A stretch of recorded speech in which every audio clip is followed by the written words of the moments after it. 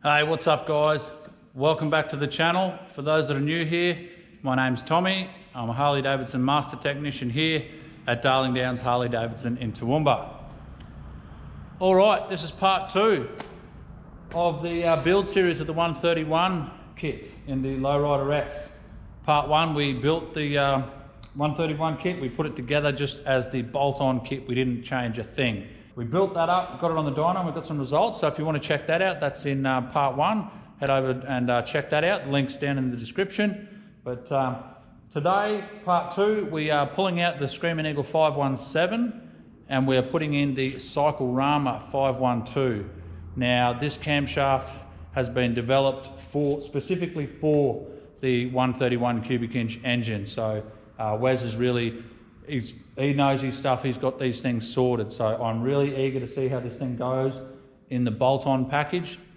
Now remember, this is still standard compression, so it's just the bolt-on kit. We haven't added any compression yet. That's part three, so stay tuned for that. Make sure you subscribe, turn the bell on, and you can follow along with the build series and make sure you won't miss out on any of the uploads.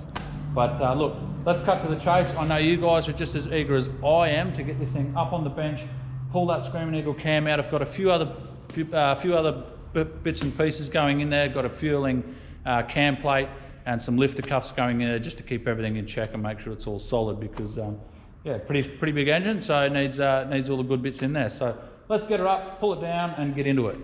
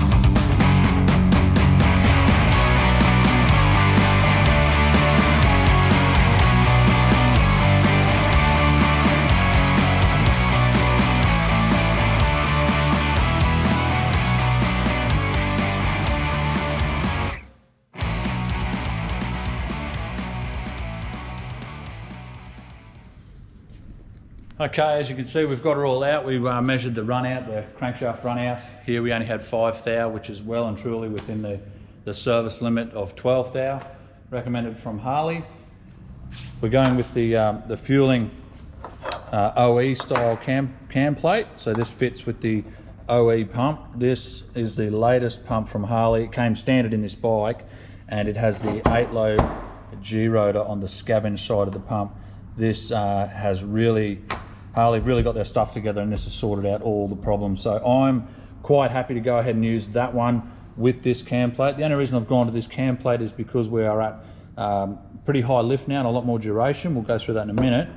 But the strength through here, where the cam is supported as the springs are pushing down onto the cam under load all the time, this is actually going to support the camshaft a lot better than the stock cast aluminium one. And also it's bunged off, so we can pull parts out, we can pull the bungs out and flush this right out and make sure it's really clean. So lots of benefits there. Also going with the billet lifter cuffs, because we are trying to support the lifter as much as we can throughout that high lift application. Now this is the new Cycle-Rama 512. Wes has developed this camshaft specifically for the Screamin Eagle 131 kit. So I can't wait to get in and see what it does. But if we compare the two, side by side, this is the Screamin Eagle 517. You can see the amount of duration on this lobe here. So the valve's opening, held open, and then it starts to close. If we go over here to the Cycle-Rama, you can see it's coming up and getting held open for about a week across there, and then goes down again. So a lot more time to shove all the money and air and fuel in there we can to make more bang.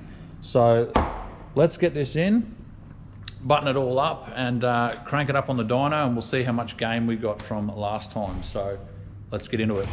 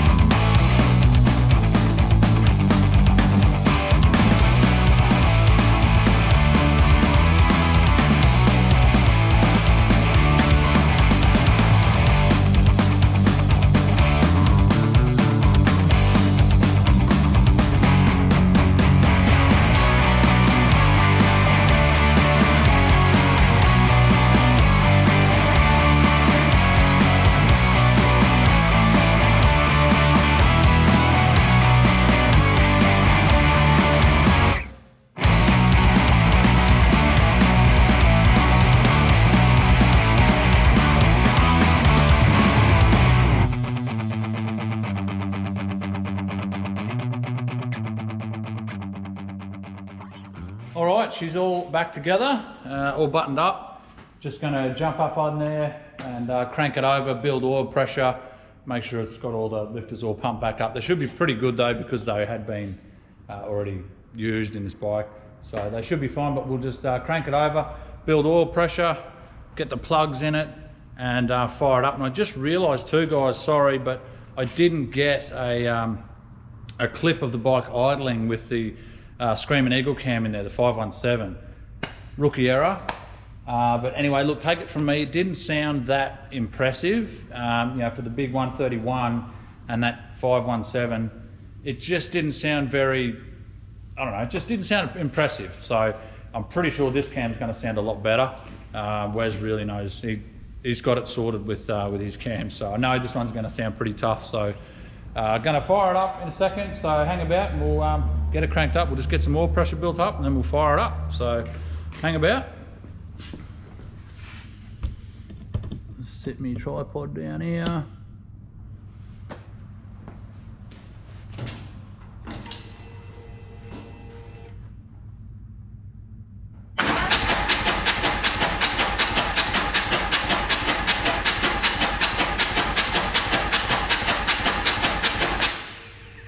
It's that quick. So she's got plenty of oil pressure. We'll get these plugs in and fire it up. Hopefully this thing's going to sound tough as nails.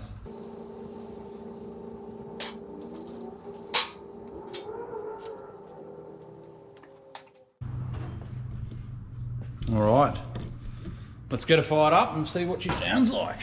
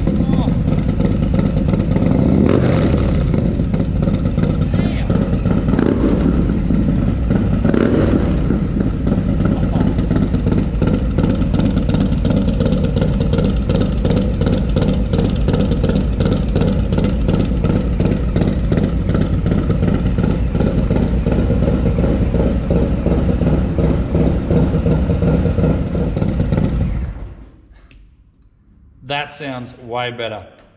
Let's just run this thing up a bit more, just get it warmed up a little bit, and then I'm gonna get it in the dyno and lean on this thing and just see what happens. So I'm pretty sure we're gonna make some more power, judging just by that note. That thing sounds so crisp. And remember too, this is still the stock compression ratio that comes with this kit. So part 3, we're going to add heaps of compression. So we're gonna go even further. But anyway, let's get this thing on the dyno, ramped up, and see what we can squeeze out of it.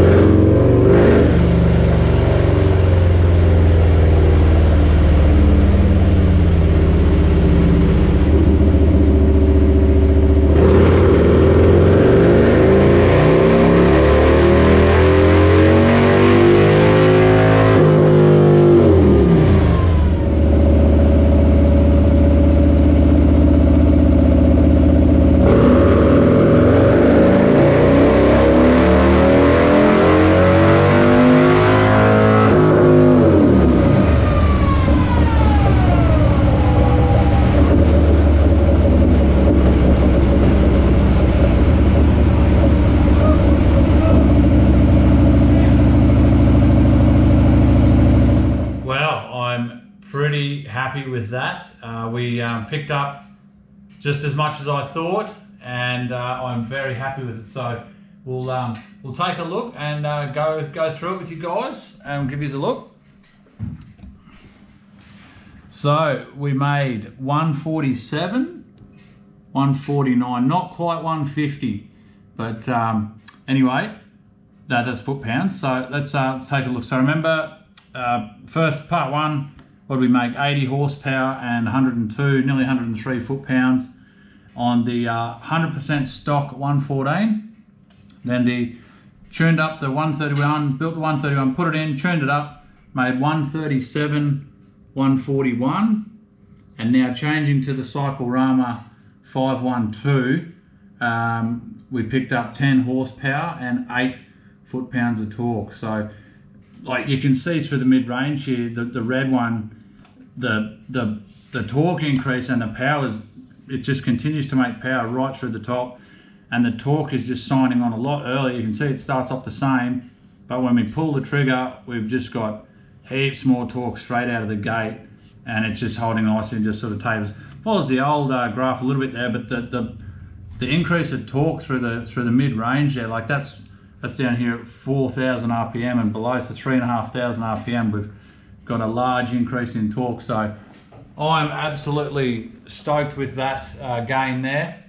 A bit of a hot day here today, 37 degrees in the dyno at the moment, and not the best for tuning, but anyway, no excuses. That's what it made on this dyno on this day. So what we're talking about is the gains from stock. So on this dyno, this bike made 80 horsepower stock as a 114, and then we're up to 137 with the bolt-on Screamin Eagle kit, and now we're up to 147 and 149 with the Cycle-Rama cam in there. So I hope this has been good for you guys. I'm trying to put this together so you can see what you're going to get as a bolt-on kit, and then changing out a cam, and then in part 3 when we go to some compression and lift it right up, you're going to see all the benefits and increases as we go. So I hope you guys are enjoying this. Please leave your comments if there's anything I've missed or haven't pointed out for you or explained.